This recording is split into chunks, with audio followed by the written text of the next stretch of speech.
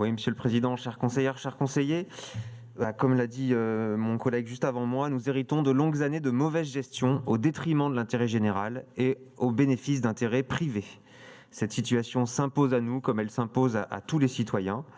Et nous ferons en sorte que l'ensemble des recours juridiques et financiers soient activés, de façon à ce que la résiliation du contrat Rhône Express initié en février 2020 n'obère pas les capacités d'investissement futures sur le réseau.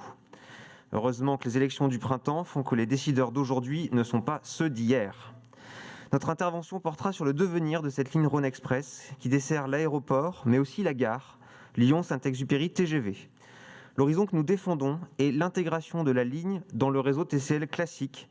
C'est naturellement la ligne du tramway T3 qu'il faut simplement prolonger jusqu'à Saint-Exupéry.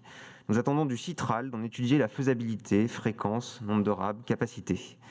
Et en attendant la réalisation de la ligne jusqu'à Pont-de-Chéruy sur l'ancien tracé du CFEL, la prolongation de T3 permettrait la création à Pusignan d'un arrêt supplémentaire et d'un parc relais qui permettrait de capter une partie des véhicules individuels en provenance de l'Isère.